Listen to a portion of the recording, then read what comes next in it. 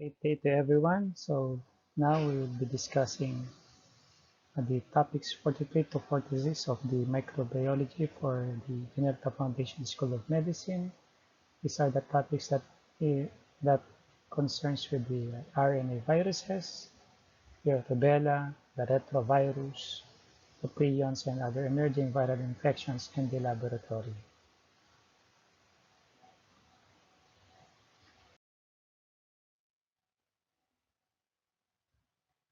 And this is a table that represents for topic 43 the RNA virus. So for nomenclature and identification, so this is a table that represents the capsid symmetry, the beyond whether it will be enveloped or naked, sensitivity to ether, and what virus family would it be. So for the capsid symmetry, uh, viruses that are icosahedral and they will be naked and are resistant to ether. They are from the family of your Picornaviridae, your Astroviridae, your Caliciviridae, and your Rheoviridae.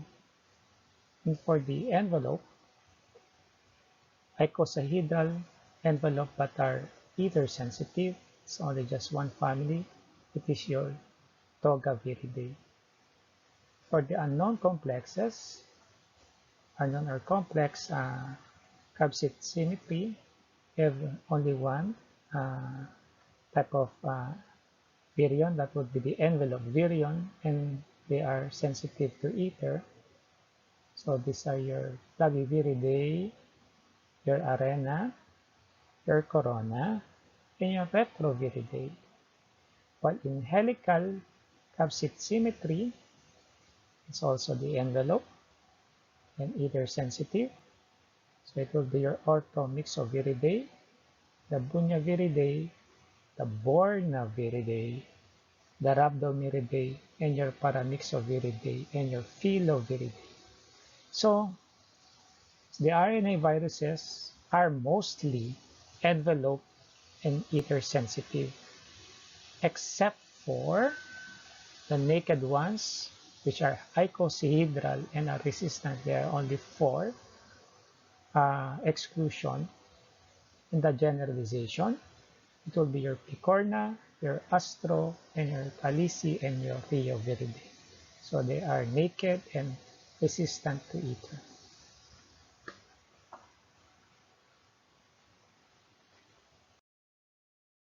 So I'll be discussing cases. So to change the tempo of our teaching, I'll be giving cases. So this is the first case. A 20-year-old male came in for difficulty of swallowing. He is irritable and restless and agitated. He has difficulty of taking in fluids. So with this case is quite uh, non-definitive. Maybe he has tonsillopharyngitis. So what would be your uh, consideration?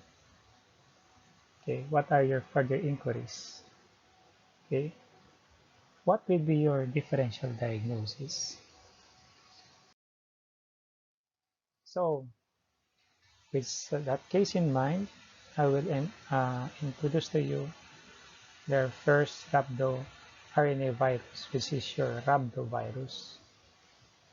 This rhabdovirus has an helical capsid and an envelope virion and resembles a bullet being flat at one end and round at the other. It's very small. It measures around 75 to 180 nanometers. It's either sensitive. The well-known member of this family is your rabies virus. Okay. Next, so there's a second case. We have a 1-year-old with fever and rash, presents with colds and occasional cough. in your physical examination, there is a generalized maculopapular rash, but the patient is non-irritable and has a lot of post-occipital lymphadenopathies. So what would be your additional inquiries? Okay, what would be your diagnosis? So inquiries would be what is the, can be from the level of temperature. Would it be a low-grade fever? Would it be a moderate grade fever, or would it be a high-grade fever? With considering the age and the rash, and it shows there is a maculopapular rash, the colds and the cough. It has colds and cough, and occasional cough. So what would be your diagnosis?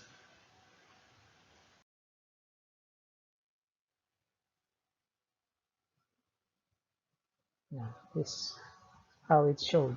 The maculopapular rash, and for this case, it is a generalized one.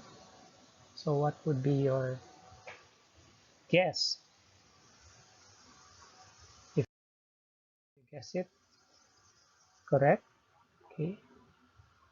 So you have your Togaviruses, your alpha Arboviruses, or arthropod-borne viruses, and your Alphaviruses and your Rubella viruses. The family of Togaviruses has lipid containing envelope. It is ether sensitive. The genome is a single-stranded positive sense RNA. This envelope virion that measures around 70 nanometers. The virus particles mature by budding from the host membranes.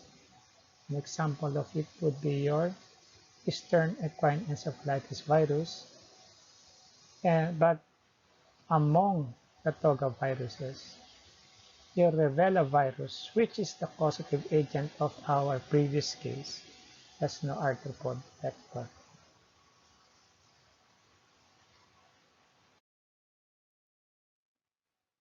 And the third case. The third case is a 5-year-old male came in due to high-grade fever.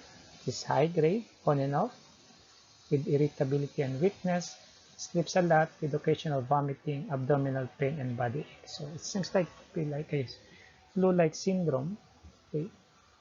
So what your inquiries, additional inquiries, would be, would you be inquiring about?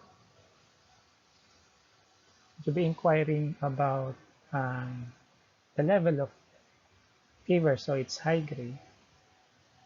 How about the feeding pattern or the appetite of the patient? Okay. So it may look like a flu-like symptom, but it's more than flu. So what are your differential diagnoses?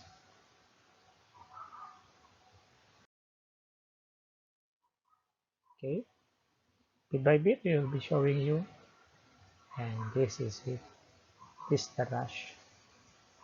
If you can see, the rash don't seem to be on the surface, but rather is on the subcutaneous area.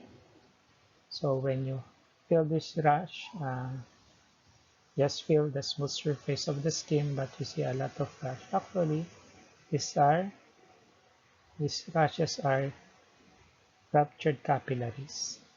So these are leaving the subcutaneous area. So what could that what condition does our case have? So we have high grade fever, loss of appetite, vomiting, and with this type of rash. This is a petechial rash. So let's see. Okay. So the next family would be your flaviviruses. It is also an arbovirus. Arbo means arthropod-borne virus. This is an envelope virus with 40 to 60 nanometer in diameter, containing a single-stranded positive sense RNA. Mature virions accumulate with cisternae of the endoplasmic reticulum. Example of this one would be your yellow fever virus and your dengue virus. Most members are transmitted by blood-sucking arthropods, especially for dengue virus. It is your Aedes aegypti, mostly by Aedes aegypti, which is a day-biting mosquito. It does its duty. It it bites around 6 a.m. until 6 p.m. They are the beautiful mosquitoes with stripes, white stripes. They seem to be like a zebra, and they are very beautiful. Because they are very beautiful, they don't like murky waters. They like to multiply in stagnant, clear waters, especially in the rainy seasons. Okay, so there will be on the stalk or of the leaves of bananas, okay, of, of palm trees, on on cans, empty cans that will be filled with water later on, in our water receptacles, okay, in our drums that are not sealed or no cover, okay, then you can have the vector for your dengue virus. That would be the home for the vector of your dengue virus. And remember, it is only the female that bites because the female needs our hemoglobin for the maturity of their eggs. Okay, so among the flavivirus, it's only the hepatitis C virus that has no known vector.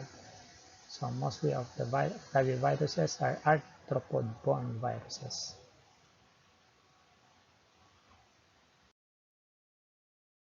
And the fourth case, you have a 20-year-old female that came from the United States of America, presented with severe cough and decreased urination. The patient presented with very low blood pressure.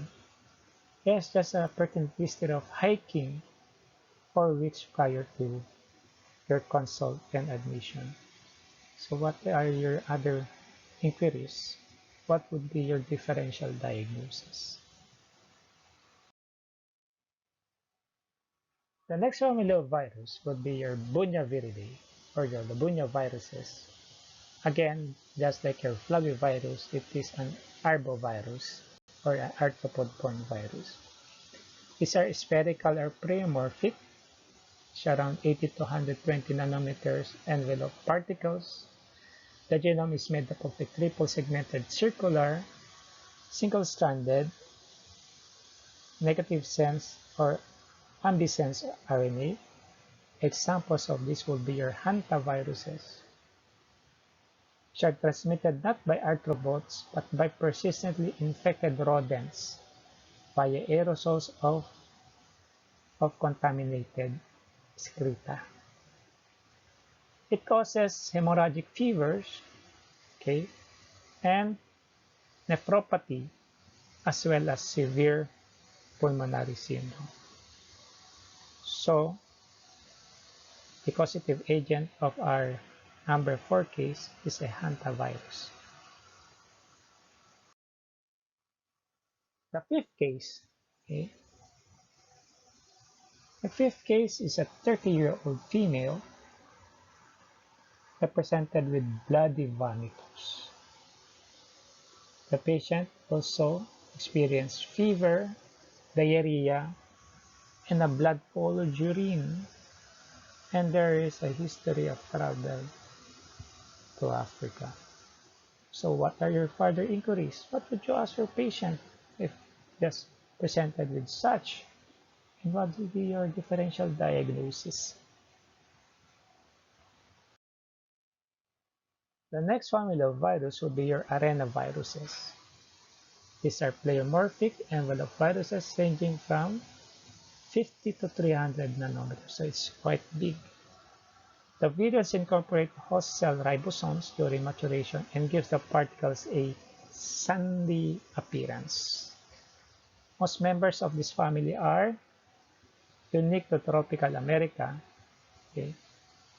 That is that causes the Takaribe complex. All arenaviruses are pathogenic to humans that causes chronic infections in rodents. Lassa fever as the diagnosis of our fifth case is one example that is endemic in Africa. These viruses require maximum containment conditions in the laboratory. So with Lassa fever, it causes photophobia, fever, swollen glands, flushing, numbness, muscle aches, okay, vomiting, red eyes, headache, and a bloody urine. Next would be your rubella, which for topic 44. So rubella is commonly called your German measles, or what we otherwise call your 3-day measles. This is a togavirus, but can also be classified as a paramyxovirus due to its chemical, physical, and epidemiologic characteristics. It causes an acute febrile illness characterized by a rash, again, a rash, and lymphadenopathy that infects children and young adults. Fortunately, it is one of the mildest of the common viral exanthem.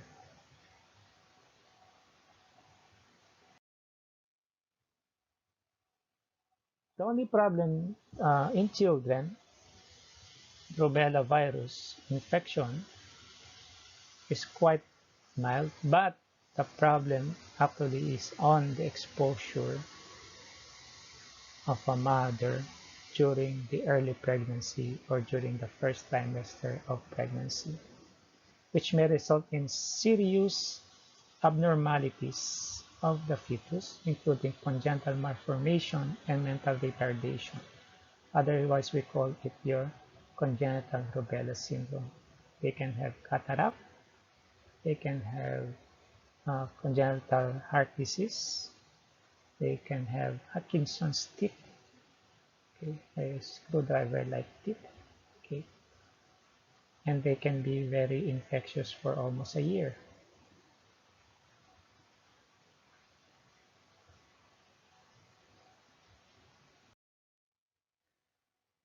So rubella, by classification, is a member of the Togaviridae family and is the sole member of the genus Rubivirus.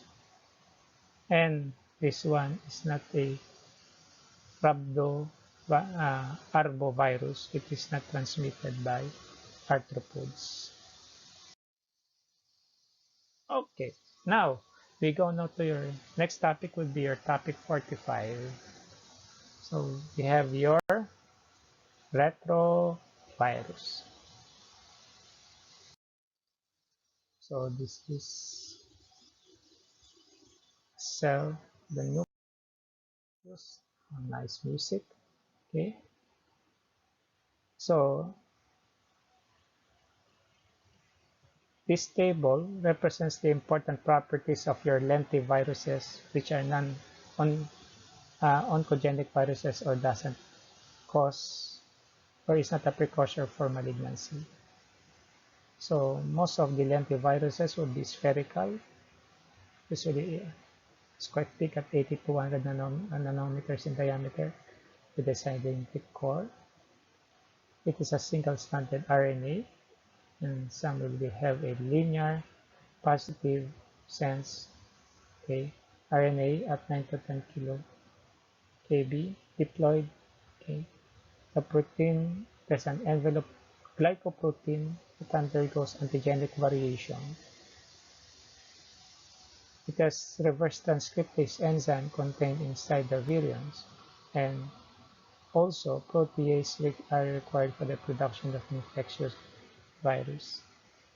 So with lentiviridae, they have envelope and replication is through the reverse transcriptase, which makes DNA copy from genomic RNA.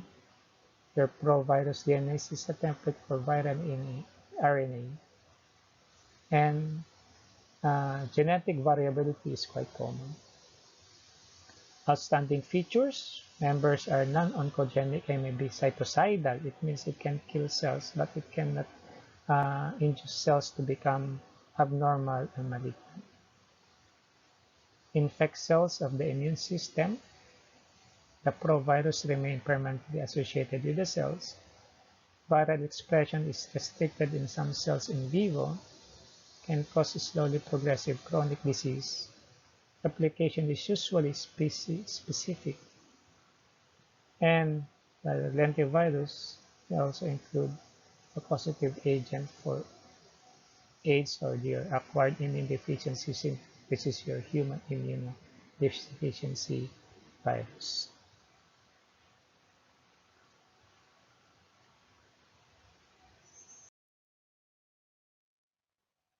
So your retroviruses and the oncogenic viruses now, after we just discussed the viruses not associated with cancer, now with this table, it will be the list of viruses that causes human cancers. And we have five, yeah, we have five families that can cause human cancers. Those will be your papillomavirus, your herpes viridae, your hepadnaviridae, your retroviridae, and your flaviviridae. Okay. In these ones, your papillomavirus, the known member that causes human cancer with your human papillomavirus. It causes genital tumors and squamous cell carcinoma, oropharyngeal carcinoma. Your Epstein-Barr virus is a member of your herpes viridae, and it causes nasopharyngeal carcinoma, Burkitt's lymphoma, Hodgkin's disease, B-cell lymphoma. And another member of your herpes viridae will be your human herpes virus 8, which is a cause of your Kaposi sarcoma. Your hepatoviruses has your hepatitis B virus as its member that causes your hepatocellular carcinoma. Your retroviridae, which contains the causative agent for AIDS and AIDS-related malignancy, which is your human immunodeficiency virus, and your HTL virus, which causes your adult T-cell leukemia. And one family of where your dengue belongs, it has also a member that causes a human cancer would be your hepatitis C virus. That also, like your hepatitis B virus, causes your hepatocarcinoma. And we have 12 tenets of viral carcinogenesis.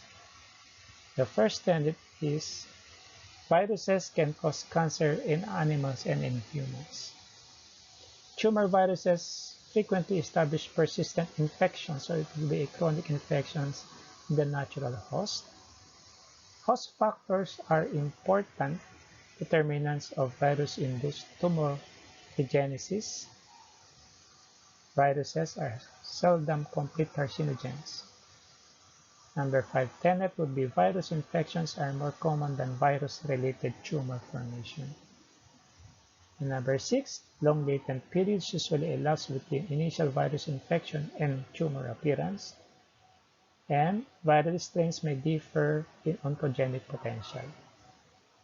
Viruses may be either direct or indirect acting carcinogenic agents. So they may directly or indirectly cause cancer.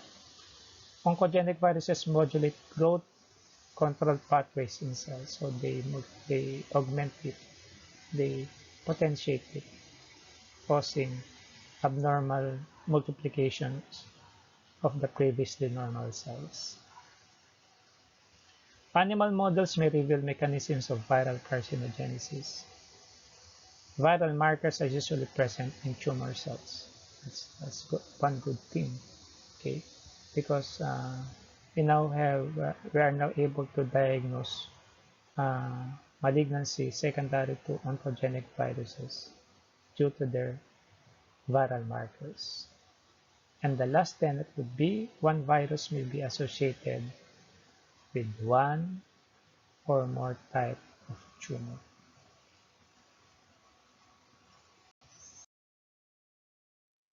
Okay. Here are the important properties of your retroviruses. It is spherical in that measures around 80 to 110 nanometer in diameter. There are helical nucleoprotein within icosahedral capsid. The composition would be around 2% RNA, proteins around 60%, lipids around 35%, and carbohydrates around 3%. The genome would be a single-stranded RNA with linear and positive sense at 7 to 11 kb. Diploid and may be defective, may carry oncogene. Proteins, it has your reverse transcripted enzyme contained inside the virions. Usually, these viruses has envelope. And replication is through your reverse transcriptase that makes your DNA copy from your genomic RNA. Then the DNA or the provirus integrates into cellular chromosomes, and then your provirus becomes a template for viral RNA. Maturation, virions bud from the plasma membrane. Outstanding characteristic of your retroviruses would be infections are not cytocidal, they do not kill cells. They may transduce cellular oncogenes, may activate expressions of cell genes. Proviruses remain permanently associated with cells, are frequently not expressed. Many members of your retroviruses causes tumor or are tumor viruses.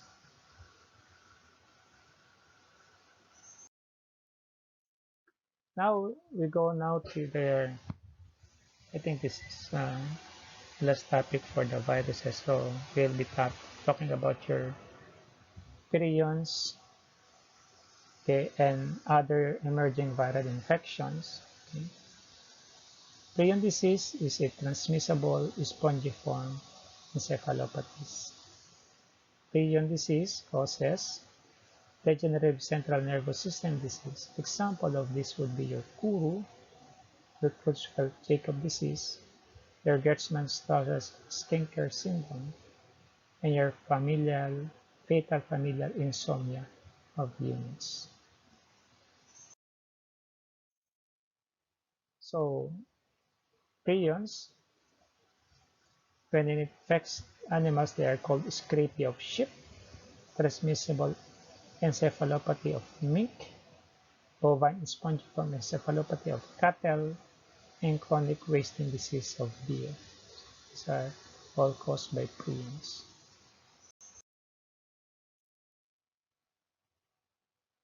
The causative agents of prion disease are usually not conventional viruses.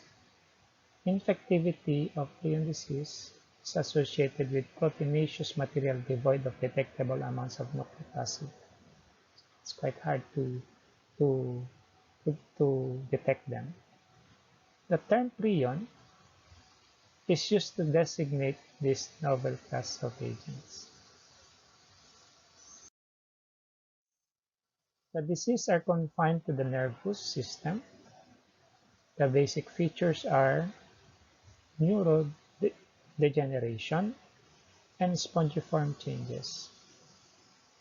You may find amyloid plaques, and usually what is peculiar with this infection is quite challenging is the long incubation period, because they may last for months and even decades.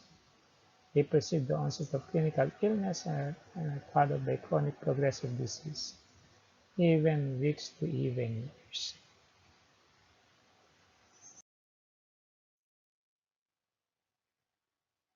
But diseases are always fatal. Prion diseases are always fatal with no known case of remission or recovery.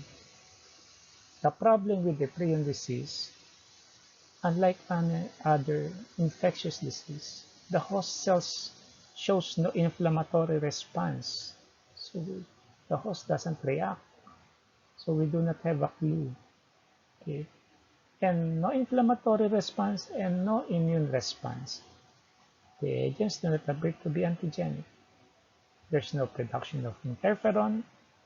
There's no effect on the B cell or the T cell function.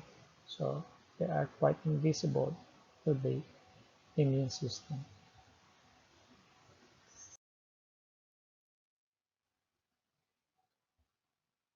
If ever, with prion disease, suppression of the host has no effect on the pathogenesis because some viruses may manifest and will have their infection or their disease once the host defense is weakened. Okay. The chronic inflammation is induced by other factors, by infection of other viruses, by bacteria, autoimmunity, and may affect prion pathogenesis. Prions accumulate in organs with chronic lymphocytic inflammation. When, when coincident with nephritis, prions were excreted in the urine, so they can be transmitted through the urine.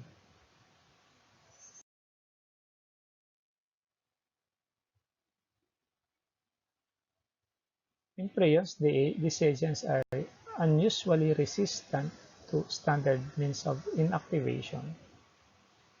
They're resistant to the treatment with formaldehyde, with urea, dry heat, boiling, ethanol at 50, proteases, deoxycholate at 5, and ionizing radiation. So they are quite resistant. Okay? But fortunately, even they have resistance, they have their weaknesses. They are sensitive to phenol, but at high strength, 90%. Fortunately, they are sensitive to household bleach, to ether, to sodium hydroxide, strong detergents like for 10% sodium dodecyl sulfate, and in autoclaving of around 1 hour at 121 degrees centigrade. Guanidine thiocyanate is highly effective in contaminating medical supplies and instruments because they can be transmitted to such formats.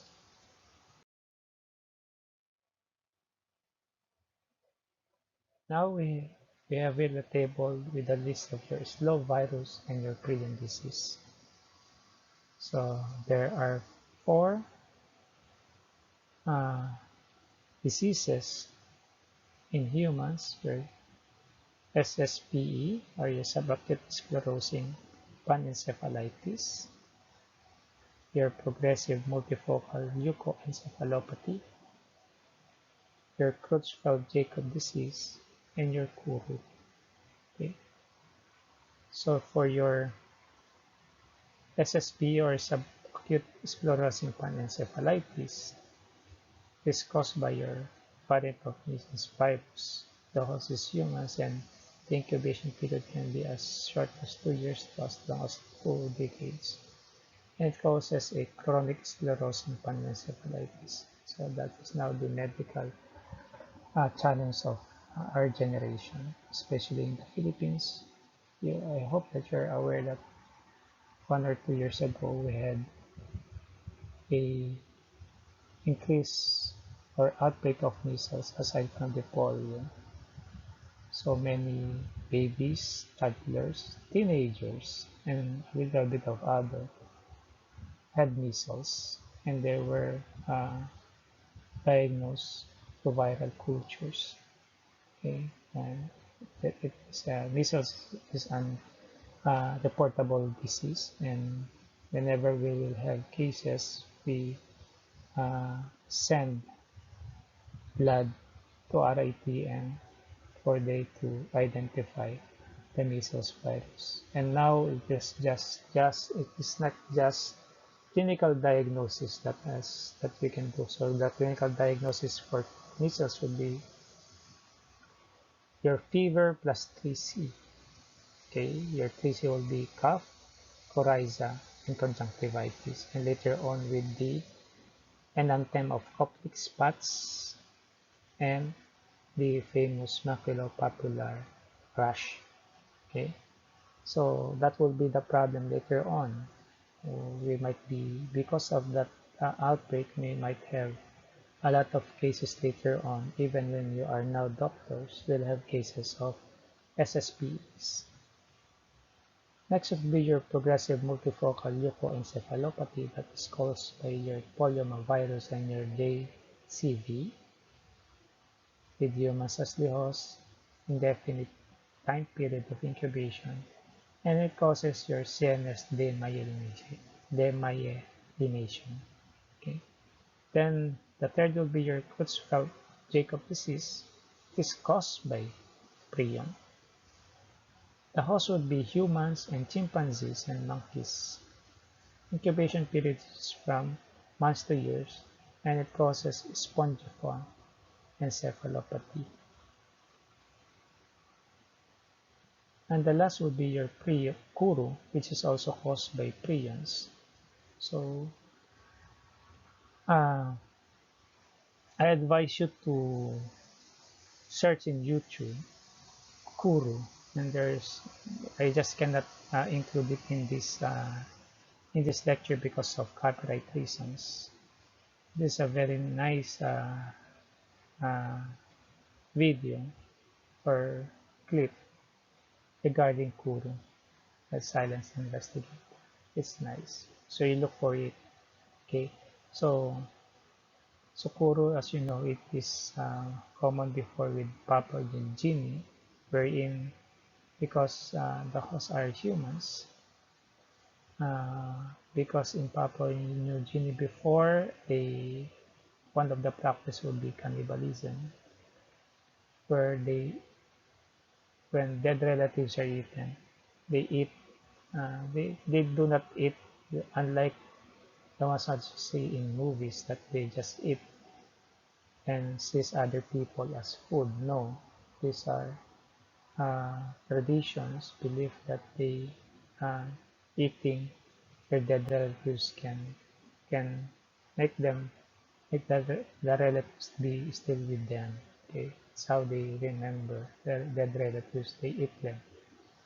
Fortunately, in this present day and age, the practice has disappeared, and so as when the practice disappeared, Kuru also disappeared.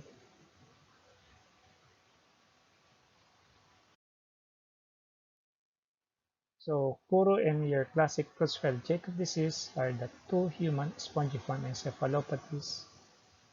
Okay, and Kuru occurred only in the eastern highlands of your Papua New Guinea and was spread by customs surrounding ritual cannibalism of dead relatives. Since, as I told you earlier, since the practice has ceased, the disease has disappeared. So these two conditions, they develop gradually with progressive dementia, ataxia, myoclonus, and that leads to death in 5 to 12 months. The sporadic CJD occurs with frequency of approximately 1 case per million population per year in the United States and Europe, and involves patients over 50 years of age. In persons under 30 of age, there can be 1 case per 200 billion. So it's quite rare, but still it exists. Now, one thing, that's why it's good to know that there's a disinfection for Kuru, okay, and for prions rather. So because there is such a thing as your iatrogenic Creutzfeldt-Jakob disease or CJD, which are being transmitted accidentally by contaminated growth hormone preparations from human cadavers, pituitary gland, also by corneal transplant, or by contaminated surgical instruments, and by cadaveric human dura mater grafts used for surgical repair of the head injury.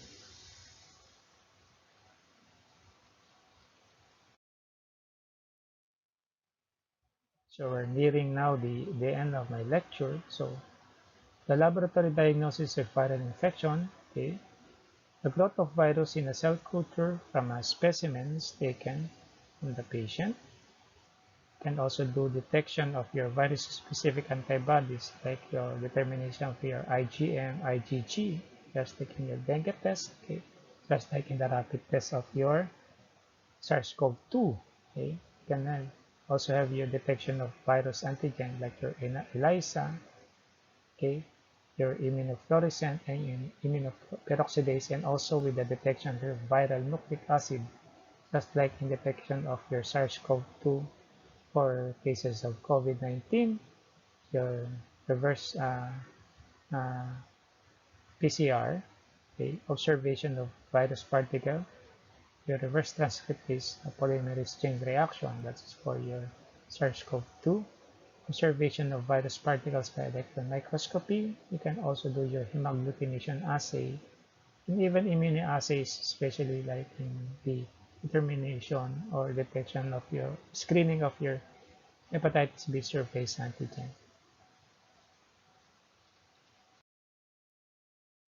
That's it. Uh, Hopefully you practice affirmation. Hopefully you learn something. And hopefully learning was fun today. So hopefully it's easy and interesting. Hopefully you understood the lesson. And I pray that you'll always pass the exam. So until next time, okay? So please do not forget, okay, to subscribe to my YouTube channel. You can share my lecture, okay? And hopefully I will see you soon again. Thank you.